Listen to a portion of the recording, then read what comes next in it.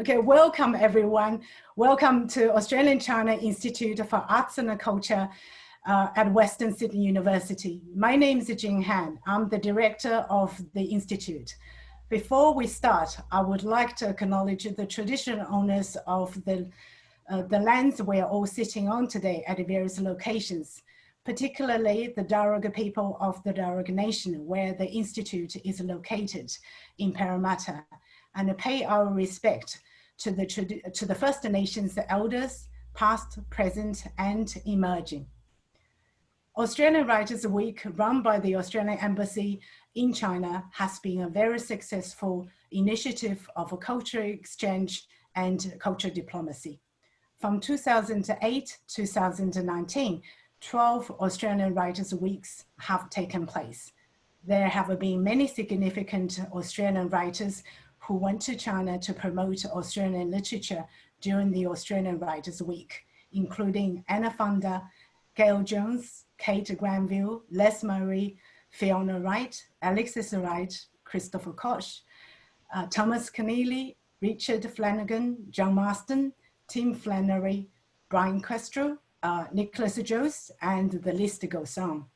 And apart from Australian writers, there were also significant Chinese writers who were invited to the event.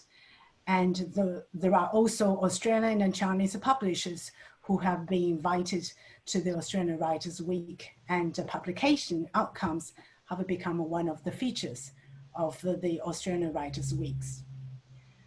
As it often happens when a good and a successful program have become a part of the public life, we simply assume it has always been there and it should be there. We seldom thinking of finding out who actually initiated in the first place. Simply, we felt we couldn't. And this is what happened to Australian Writers Week. It had never occurred to me that I knew the one who initiated the program until Professor Jocelyn Chey mentioned it to me. So it reminds me of a Chinese saying, 踏破铁鞋无处寻，得来全不费功夫. Literally meaning, I wear out my iron-made shoes and looked everywhere and I can't find it. And then it simply falls into my lap. So we are very pleased today to have invited the originator of the Australian Writers Week, Dr. Geoff Raby, who was the Australian ambassador to China from 2007 to 2011, and is the chair of the advisory board of Australian China Institute for Arts and Culture, among many other key positions he is currently holding. Dr. Geoff Raby's new book is coming out with the title, China's Grand Strategy and Australia's Future in the New Global Order, published by Melbourne University Press. And as you can see, it is a very timely book. To join this conversation, we can't have a better person than Professor Jocelyn Chey. Professor Jocelyn Chey is the first Australian cultural attaché, cultural counsellor in Beijing Embassy, and served as the Australian Consul General in Hong Kong. She is the founding director of the Australian China Institute for Arts and Culture, and is currently teaching in our postgraduate program called Master of Cross-Cultural Relations. Jocelyn Chey has co-designed and co-teaching the course Cultural Diplomacy and Soft Power with Dr. David Wharton. We will take questions from the audience at the end of the conversation. So while the panelists are speaking, you can post your questions at the Q&A function at the bottom of the screen, and I will collect them from the panel for the panelists to answer. Now, please welcome Dr. Geoff Raby and Professor Jocelyn Chey. Thank you. Well, thank you, Jing, for your welcome.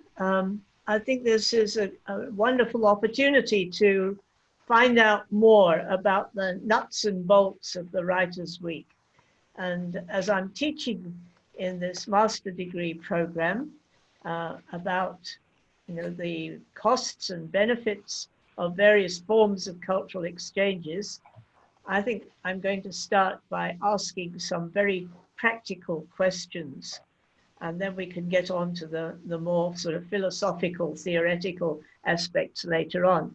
So let me start by asking Geoff, where did the idea for a Writers' Week come from? Did it just fall into your lap, like Jing said, or what happened? Thank you, Jocelyn. Thank you, Jing, and congratulations on organising this session. I think I'm looking forward to it very much. Yeah, it pretty much just fell into my lap.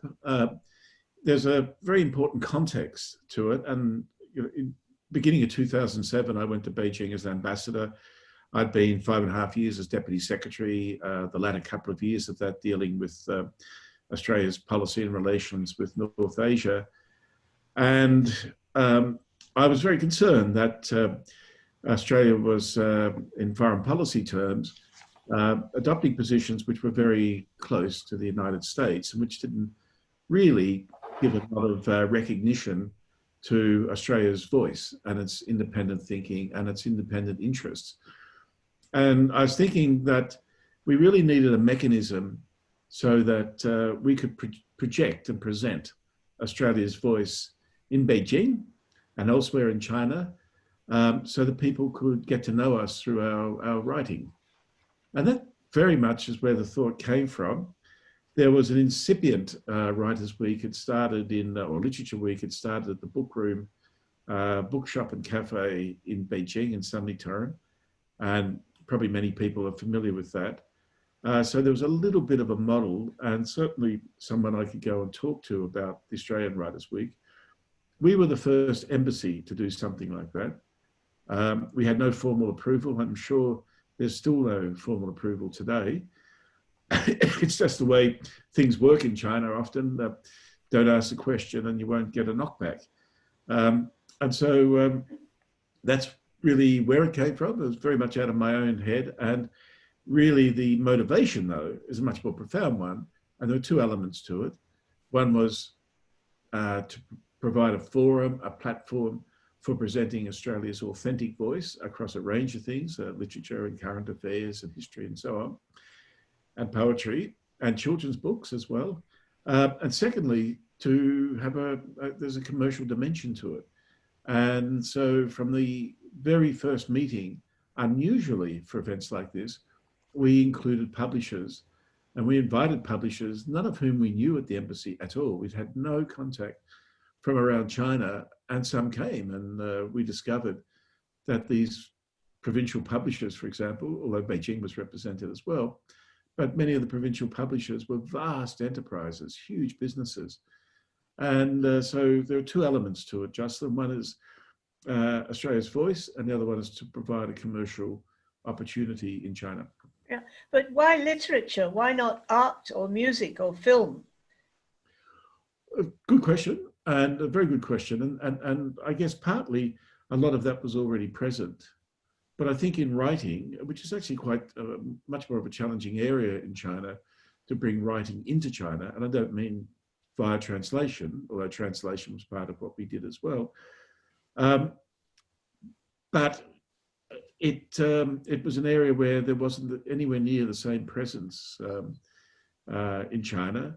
And I think that's probably why we chose writing. And it was a harder challenge. But I think we had various sorts of film events, painting, visual arts, but writing was seriously underrepresented in China.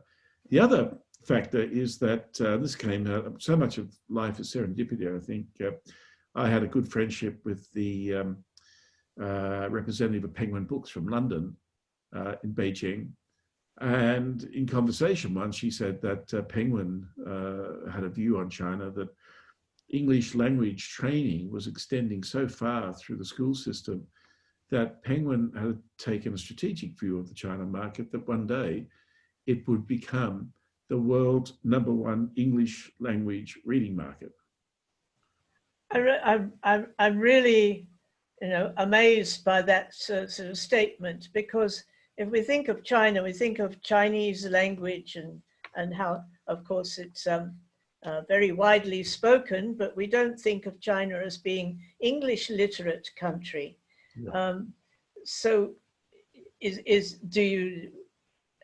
did, in your experience, follow up? Well, that prompt from Penguin Books, did you find that that was in fact the case? Or did people just have a very basic level of English and were only interested in, let's say, picture books? Or Oh no! Look, I think amongst educated elites in China, and we're always talking about big numbers, even if it's a tiny percentage of the population, it's still absolute terms, big numbers, and that's what matters from a market point of view. No, look, I didn't follow up. I guess my experience was more anecdotal amongst some of my Chinese friends, but it just seemed to make sense at the time, and Penguin clearly had formed that view. It probably will never, for example, surpass the US as an English language reading market in absolute size. But, you know, this is back 13 years ago, and growth and the change in China was really just starting to build real momentum at that time. And I guess there was a sense that everything was possible. So, I mean, that carried us forward as well. So you mentioned you had publishers there, and there was, although this was a cultural event, there were some commercial opportunities then. Writers who could do a deal with the Chinese publisher, would they actually get paid for that? Are there copyright issues involved, or was it did Australian writers and stand to benefit commercially from these events? Yes, I mean, I don't know what, I can't put a value on what sales have come out of it, but anecdotally, in our first year in 2008, a publishing house from Guangzhou came to Beijing. It was really quite interesting because they were young editors working in the publishing house. And you could see that we had this event mainly focused around the embassy and my residence. And for these people to come to an ambassador's residence was really a big thing. And I even felt a little bit sorry for some of these people from the provinces because they felt almost intimidated. This was outside their comfort zone and outside their range of experiences. But that particular publishing house with these young, timid editors picked up a children's book that was being featured at the Writers' Week that year. And it went into a print run of something like 50,000. I presume people got paid because more were done. There was follow-up editions and so on. But again, it's very hard, and you've lived in China a big part of your life, Jocelyn. It's very hard to convey the sense of size of China, and that even if you're just tapping into a tiny percentage of the market, the absolute numbers swamp anything we could imagine in Australia. And I think that's been the case with the publishing experience. So for these events, you mentioned you had invited publishers to participate. Who are the other participants? I'm not talking about the writers themselves, but what kind of audience did you hope to attract? If you were holding it in an English language bookshop in Beijing, was it not just a few bored housewives, expat housewives there, or were there other people who came along? A very good point. No, we didn't do much with the bookworm. I was just influenced by the model. Some of our writers went to the bookworm. In fact, I was quite annoyed with some of my staff at the time because I didn't feel that we got due recognition for the authors that we'd paid their fares to Beijing for, and then rolled into the bookworm. And they also rolled through Shanghai, where Michelle Garneau at M on the Bun was running, just started an international literary festival with not an Australian focus. No, what we did more than anything else was to take our writers to institutions and academies in Beijing. And we would take them to Australian study centres like at Renda, People's University. We would take them to the National Library, which was a great venue.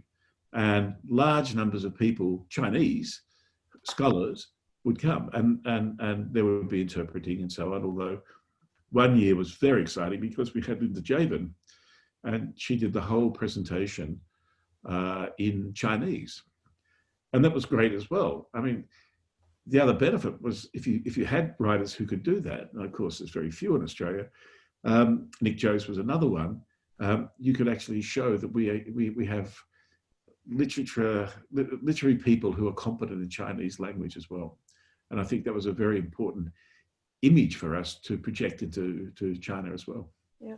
Well, before we get on to the writers, you just mentioned that you had paid the airfares for some of these writers, or possibly all of them. So how did you actually draw up a budget and estimate, whether you'd be able to afford to run an event like this? Yeah, well, as everyone who's worked in cultural spaces in Australia know, it's very hard to fund anything. There are tremendous ideas, and if you organise something, it takes up a huge amount of time going around rattling the can to get money. And I did that personally. So I used my status, if you like, as being Australia's ambassador to China to walk around the streets of Sydney. I ended up getting funding from CAL, the copyright agency, very good funding. They were tremendous supporters and really made a major contribution. The Australian Council, some other supporters. We got a little bit occasionally from business, although business is not really good at giving for these type of events. And of course, I had a cultural affairs budget at the embassy. So essentially, we'd figure out more or less how much money we had and then cut the cloth to suit our budget. And that would limit the number of writers. We'd always love to have had more writers than we had in any one year. I think the first year we managed to fund 6. Occasionally publishers would fund a writer, but that was quite rare. Publishers would send themselves, though. I mean, Australian publishers, editors at Australian publishing houses would come and fund themselves. The CAL people came, Australian Council people came, and it was really great. I mean, because you're bringing together all these different institutions and bodies in a very exciting place, dynamic place like Beijing, around Australian writing, but many of these people never met each other. So the Australian Embassy became a real juncture for people to meet, even from Australia. So it really was a very exciting thing to be involved in because of all this cross-fertilisation that was occurring. So you also arrange programs for writers to visit other parts of China. Did you? I believe that you've mentioned Shanghai, but how about Chengdu? I've heard that Chengdu had a very interesting literary scene there. Can you say something about that? Yeah, no, look, exactly right, Jocelyn. From the very first year, we went to Chengdu. And the principal reason we went to Chengdu was that I wanted the Australian government to open a consulate in Chengdu. And I became very friendly with the mayor of Chengdu, Dr. Ge. And he was in absolute fight to the death competition with Dongqing. And so he did everything to attract us, and he and his foreign ministry people at the municipal level were immensely helpful. The Bookworm had a shop front, and that's all it really was in those days in Chengdu. They didn't run at the time a writers' festival, but it gave us a base. So I used that as well. And Chengdu became a very important part of the writers' festival. And equally, one of my other themes as ambassador was that it's hard to imagine it now, but in the middle of last decade, 2007, 2008, Australians who came to China never travelled outside of Beijing, Shanghai, or Guangzhou. The rest of the map of China was a blank. And I was absolutely determined, like I was to get the consulate open in Chengdu, to get Australians to go to other parts of China to look at that and let that experience inform their views about China. And the writers who went to places like Chengdu had a fantastic time. They're absolutely, completely amazed by what they saw. And I gather now that it's expanded to something like 8 cities across China, which I just think is fantastic. It also reflects how much China's changed in 13 years. So going back to the writers themselves, well, did you have to twist their arms to go to China? How did you decide who you were going to approach, and did you find they were all enthusiastic, or they? No, absolutely, absolutely. The problem was finding the funds for as many writers who expressed an interest in coming. Many of them came to China for the very first time because of Writers' Week, which is something I know you would find a bit surprising. But again, in the middle of last decade, it was amazing how many very, very senior Australian business people would come through the embassy and meet me, and they'd be on their first visit ever to China, even though their businesses often had a big presence in China for many, many years. And the literature world is no different, or the writing world is no different. And so it was exciting to see extremely clever, intelligent writers being exposed to China for the first time. And one of the things that really strikes me is that I'd have a sort of debriefing type of dinner towards the end of the week, and asked the Australian writers what their main impressions were, how did they find it. It was overwhelmingly positive. But the biggest surprise, the most pleasurable surprise, was how amazed they were at the quality of Chinese students at the universities, that the discourse was entirely in English, and that those students had read all the works in English and understood them and engaged in a very active, interested way with the authors. And the students themselves just really loved the fact that we took the effort to bring these writers to see them in their universities. So that really, I think, is overall for me, the big value of Writers' Week was that engagement with students who are studying English and exposing them to Australian writers. Yeah. So you mentioned debriefing. What other sort of feedback was the press interested? Was the Australian press interested in these events, or the Chinese press? Did some of them get interviewed by Chinese journalists, some of the writers? Yes. And Xinhua, China Daily, People's Daily followed it to a greater and lesser extent. But I was always quite pleased with the level of press coverage we received in the both in the English language Chinese press, but also in the vernacular Chinese press. I think that was very encouraging because, again, obviously you want to spread the message as widely as possible. And the Australian media, of course, I'd made sure the Australian media participated. They would get stories out of it as well. But the Australian media was never the main target. The main target was Chinese vernacular media. And I think we got reasonably good coverage. We got a lot of good coverage on Chinese radio. They would go to sessions, record sessions, and then play it in different programs.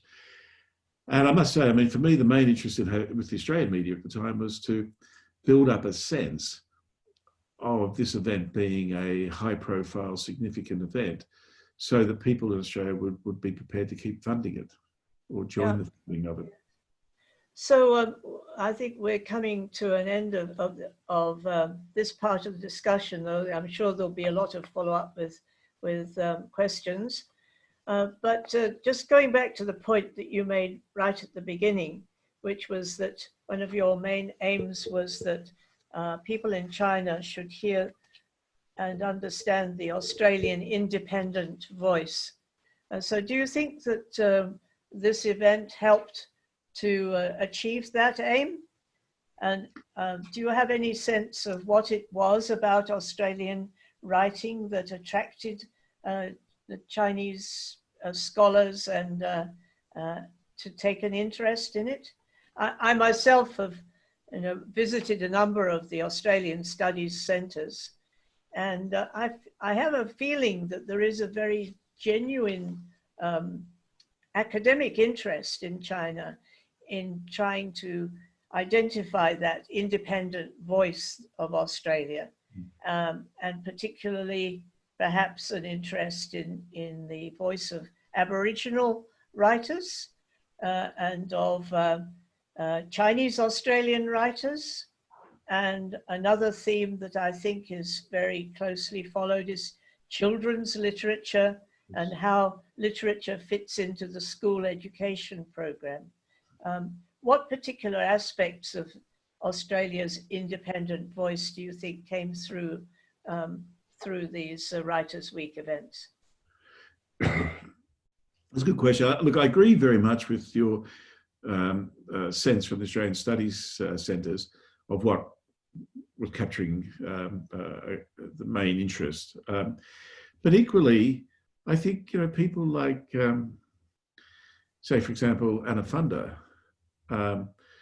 who's writing about Stasi land and the Stasi in East Germany, sits uncomfortably, really, with the authoritarian nature of the Chinese political system. I think it was very interesting for Chinese audiences to be exposed to Australians who are writing about other places other than Australia, that we had a global view. So all the areas you touch on probably for sure would have been the dominant themes that attracted attention. And also books that are set in landscape, where the Australian landscape is a very powerful part of the narrative. I think that's an environmental aspects, very strong. But I do think that there are a number of writers Australian writers who write globally. And it's something I'm personally very, very interested in, Australian writers who do that.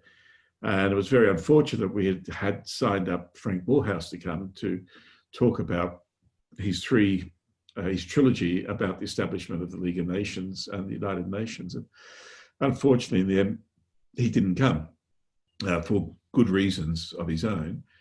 But again, it's that sort of writing I think is real value added.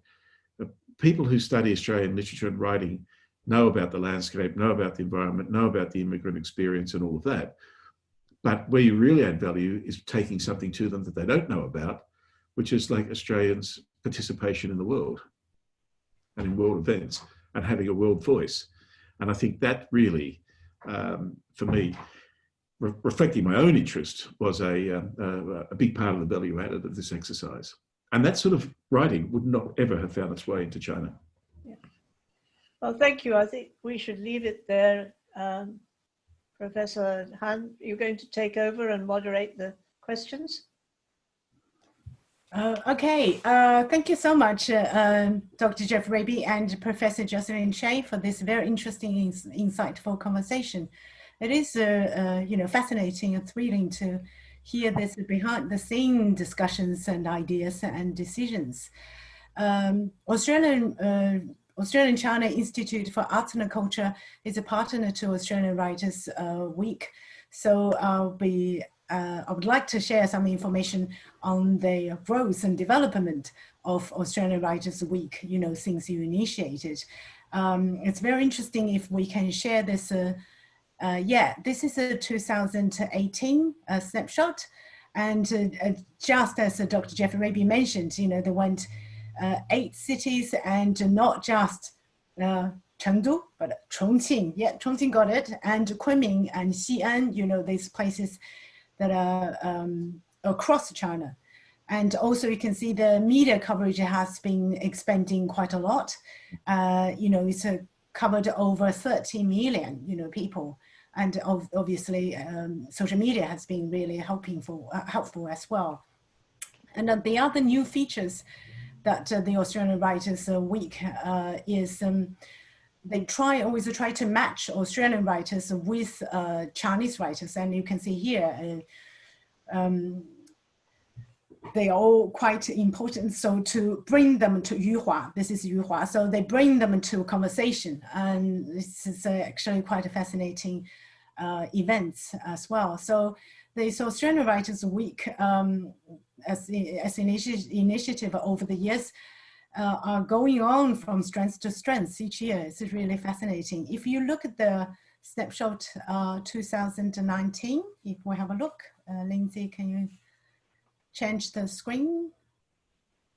So yeah, this is 2019, and you can see that 4 million social media views, and 43 original media articles, and 26 partners, and again it's 8 cities. So it's really growing quite big. Jing, can I just interrupt for a second? I'm sorry, but it is fascinating for me. Yeah. Because of course I'm reminded from this, and it's fantastic how it's growing. It's yes. it really is fantastic. But of course, when we started, there was no social media, and I think 2008 was probably the year the iPhone was invented, or 2007, and the iPad in 2010. And just looking at this, I realised like there's staggering reach now because of social media. Yes. And I hadn't considered that until now, but it's fantastic. Yeah. Yes, it is quite amazing. And also the other part is publication outcomes. So many books, many Australian writers' books got the opportunity to be published, to be translated and published in China, and reach, like more Australian writers now have reached the Chinese readership. So it's a really great, outcome of this initiative. For the 2020 Australian Writers Week, because of the COVID-19, that the plan has to change, and it will be launched online in November in new formats. So including interviews, and also there will be a retrospective look at some of the past events and the past participants. So it'll be also new, and again, because now COVID-19 actually make the reach even greater. So, we're hoping that 2020 Australian Writers Week will reach even more people. And we're really looking forward to that in November. So we'll keep you informed. And now we're open to questions. So we have quite a few questions in the Q&A part. First one is from David for Dr. Geoff Raby. How did you measure the success of the Writers' Week, and what impact did the event have on Australian writers who attended? I think you touched on a bit. Look, we didn't do any quantitative measuring in my time of the impact on it. I was just sort of personally convinced that it was important. We had to do it. The impact that I measured was purely anecdotal, and that is the reaction of students and participants in the different events, Chinese participants and students in the different events, and the sort of debriefing dinner at the embassy and listening to the author's reaction to the week. And they loved it. They absolutely got so much out of it.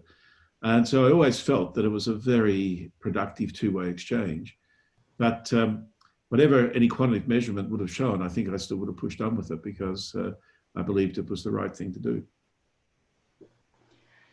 I just want to mention one thing that Jocelyn has mentioned, so he's a Chinese students or teachers or interested in Australian studies, and I was one of them. And the reason why I was interested in Australian literature was way back in 1988. I went to, before I went to Sydney University to study Australian literature.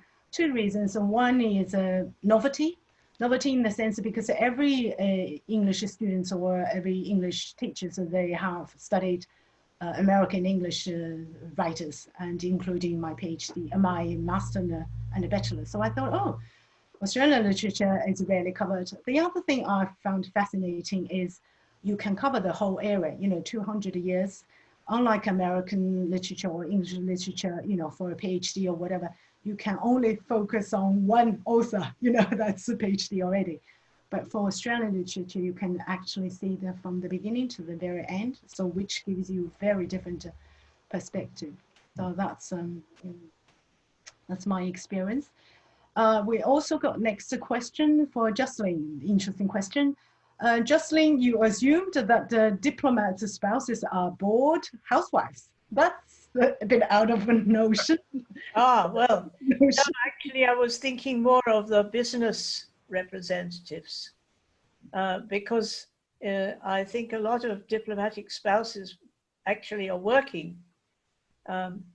One of the great things about being a female, let's say, because child rearing is still in these days mainly falls the duty of the women, but in Asia, not just in China, it's much easier to get domestic help than it is in Australia.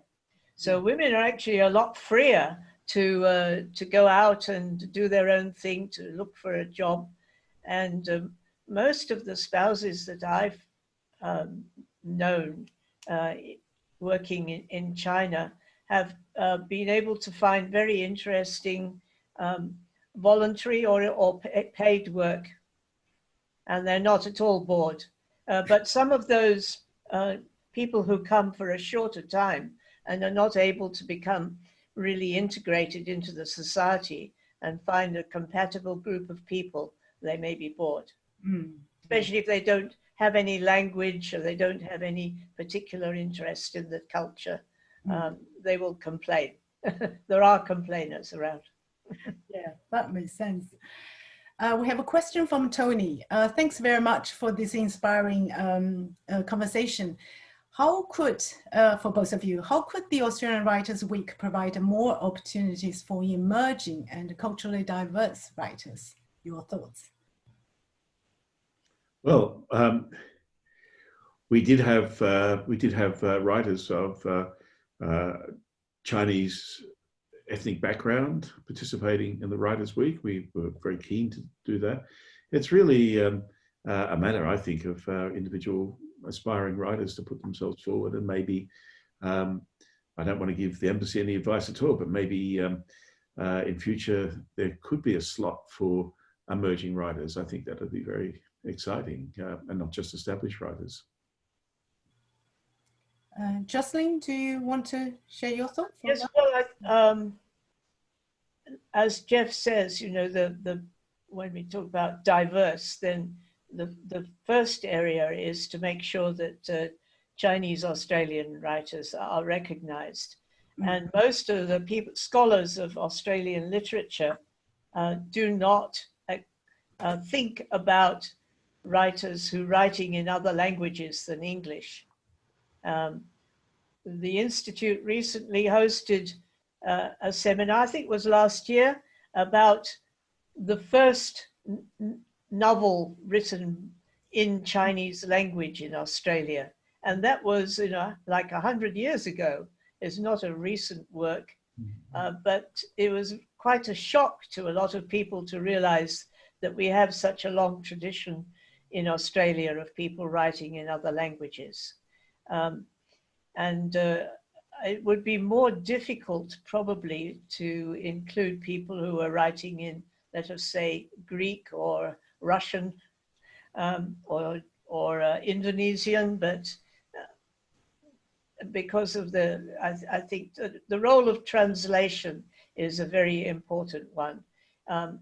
If the organizers of Writers' Week know of any good translations, I think it would be worthwhile including the translators and the writers of the original works in future programs.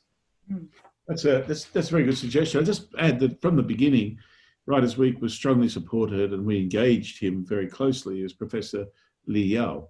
You know, he's probably the most recognised and substantial translator of Australian English language writing into Chinese.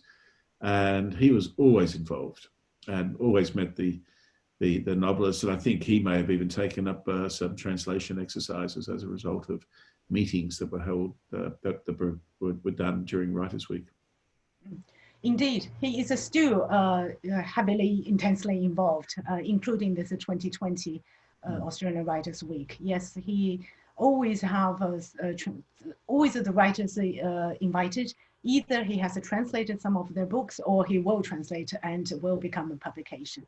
So yes, the translation is a big part of it, and which is a great thing. Yeah. And Beijing Publishing House, I seem to remember, was they're certainly very much involved in Writers' Week, but they're very keen to publish Australian works in translation.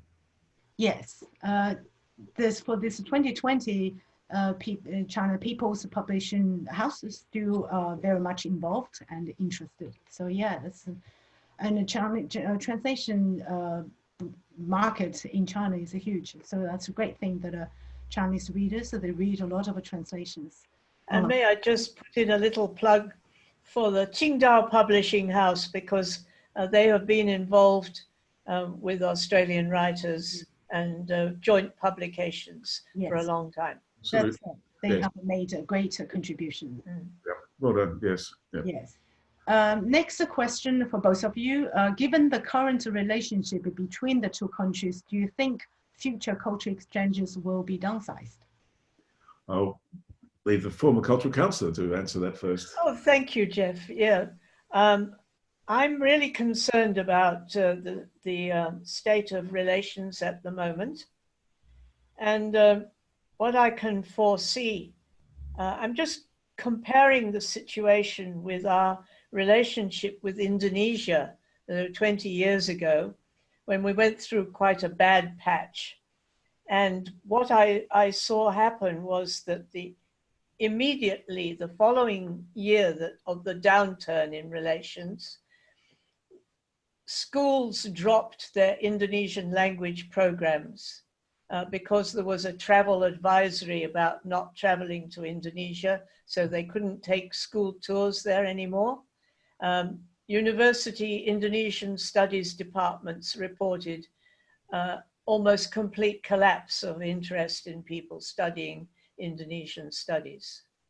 So I really worry that this may happen with interest in China, and it will carry through to artists and musicians and film directors and the whole range of people in the cultural sphere.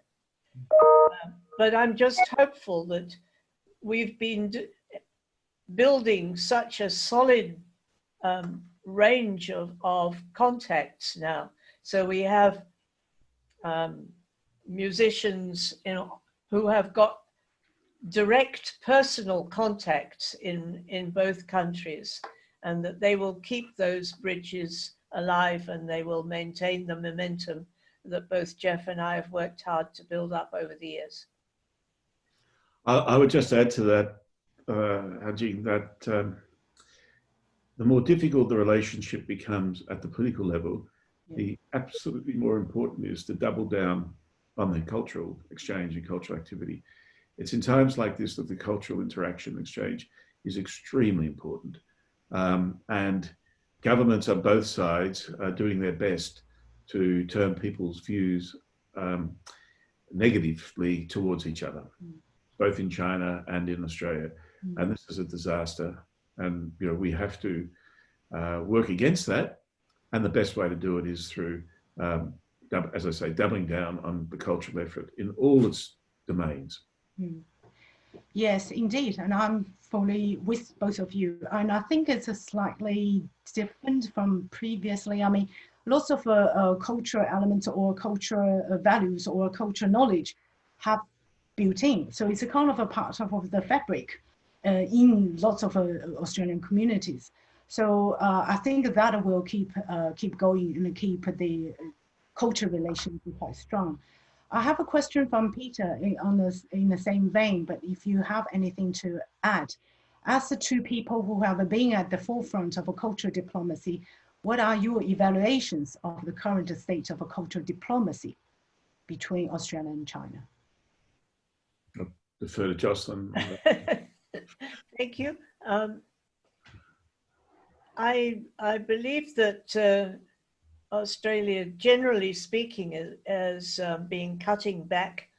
The Australian government has been cutting back on the amount of money that is available. We hear just today about several embassies staff suffering staff cuts. And it's inevitable that within the department itself, there will be fewer people and less funds for cultural exchanges, not just with China, but generally. And I'm appalled by this, also by cuts to university funding and to arts bodies in general. Our whole cultural sphere this year has suffered because of the coronavirus and are struggling to keep their heads above water. So it's a very difficult time. And as Geoff says, it makes it all the more important that we should do what we can to try and keep these activities going. I just add that 2 positions at the Beijing embassy were withdrawn. They weren't directly, as far as I could tell, involved with culture, but it just increases the workload on everybody. And as Jocelyn intimated, culture is really the first area to be cut. And it has been, I think, as Jocelyn said, a terrible year for Australia's cultural industries, plus cultural diplomacy. I seem to spend a fair bit of my time of my life swimming against the tide, but the main thrust and conclusion of my forthcoming book is that we must spend more on diplomacy. We can't possibly ever advance our interests or defend the country through military means. We could spend the whole GDP and we still couldn't defend the place.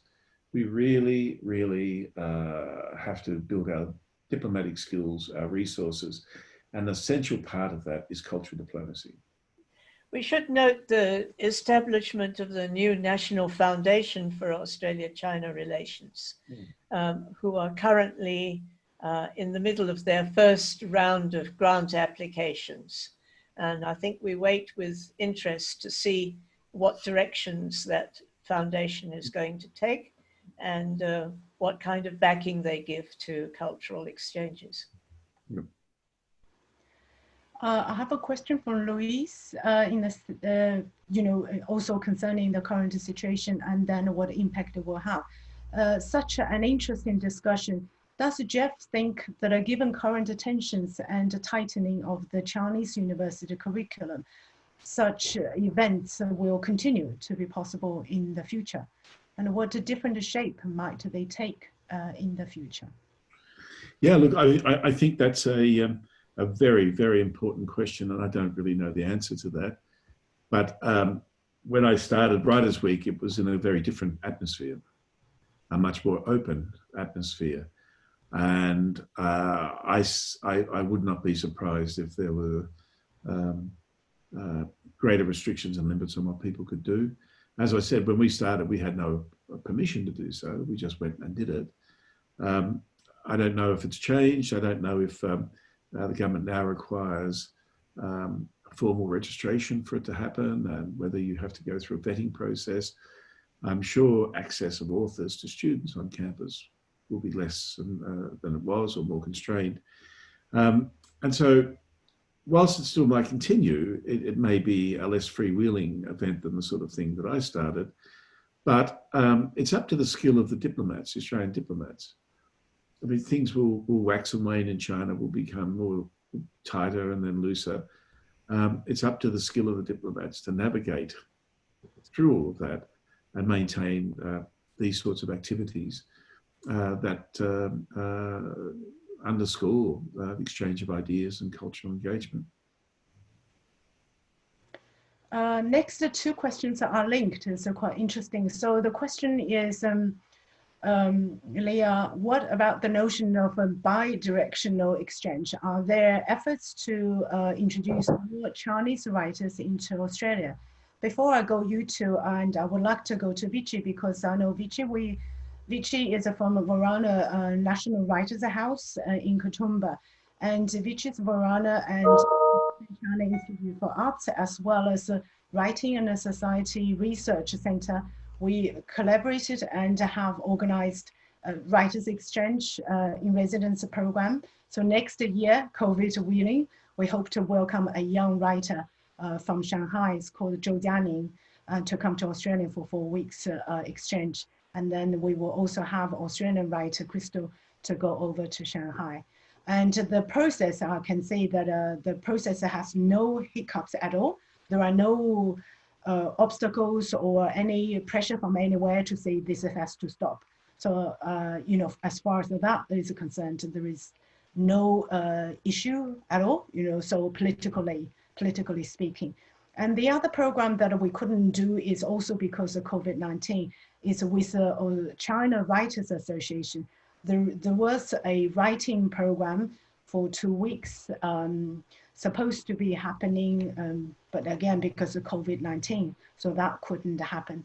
So, and next year we have a CAF, which is Australian China Literary Forum, and that is also so far is still planned as go ahead. So from those signs, I don't think there is, you know, exchange on the people to level has been impacted yet. Yeah, so we'll come.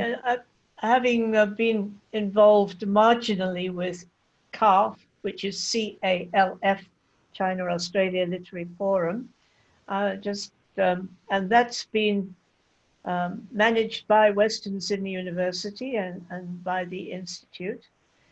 It has brought a number of Chinese writers to Australia, and they've, I think, established very good links there. The Chinese Writers Association, some people decry it. For instance, I think Clive Hamilton, in his latest book about China's influence, implies that it is, you know, managing all the writers, and they're only allowing those who absolutely toe the party line. But that's not been the experience of the Institute or by the organizers of CAF. They've found them a very good organization to work with, and they've brought in writers from provincial level. So they've got quite a wide spectrum of younger writers and emerging writers, not just the established writers participating. I think there's a lot of momentum has built up there, and it should be seen as another literary event which can partner with Writers' Week in, and is not competing with it. Yeah, good that you mentioned that. I can add that Australian China Australian Literary Forum CAF is actually next year we'll work very closely with the Australian Writers' Week, trying to you know, utilize each other's delegations or writers or events, yeah, rather than going different ways. So that's. I think it might also be relevant to mention, Professor Han, that the Institute, in its research activities, pays particular attention to the possibilities for collaboration between publishers in China and Australia and elsewhere. And our research fellow, Tony Ren, is working in that area. Yeah. Yeah, indeed. You know, publication or publishing, digital publishing is part of our research area, and also literary, contemporary Australian contemporary literature translation is also. And translation, very important. Yeah, that's right. Vichy has a question. So being the, you know, experts in cultural diplomacy, and then you may give her some suggestions. Would you have any suggestions of activities that we could think of to make the writer who's coming to Australia, you know, a Chinese writer, to feel more welcome and to help them connect with Australian writing and literature?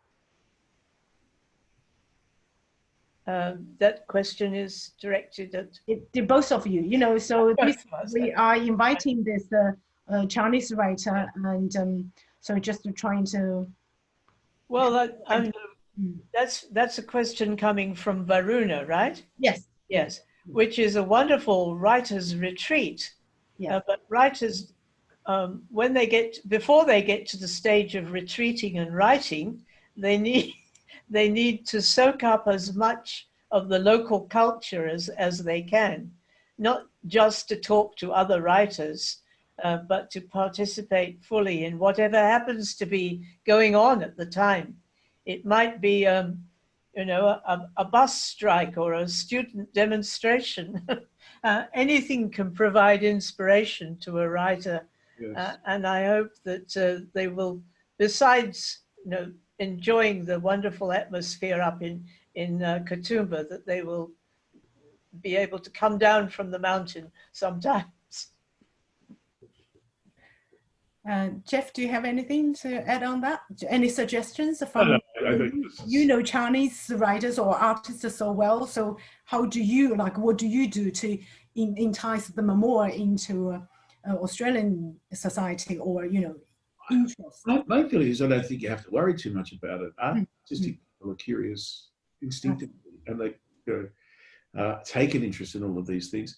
Certainly Australia has, at least in non-COVID days, a plethora of literary festivals, and I do think making sure that they participate in that to meet people and build networks is extremely important. But I agree with Jocelyn. They just have to immerse themselves in the experience of being in Australia. I do remember, this is not relating to China, but relating to Japan. Some time ago, in a former existence, when I was involved in the academic community at the University of Sydney, we had a Japanese writer visit, and he gave some lectures, and then before he went back to Japan, he said he had one particular request. He would like to go out back and to spend some hours in a place with absolutely no people. And he said, I have never had an opportunity in Japan to be in a place where there are no people. Yeah. Well, it's wonderful. So one of my colleagues then drove him out beyond Broken Hill and Silverton. And when they got out into the desert, said, now what would you like to do? And he said, just let me get out and sit under that bush for a couple of hours, and you go away and come back and collect me later. That was his request, and I think that might also be a very interesting experience for many Chinese writers. That's a great idea, Vichy. I think we should do that. I can drive her to Broken Hills.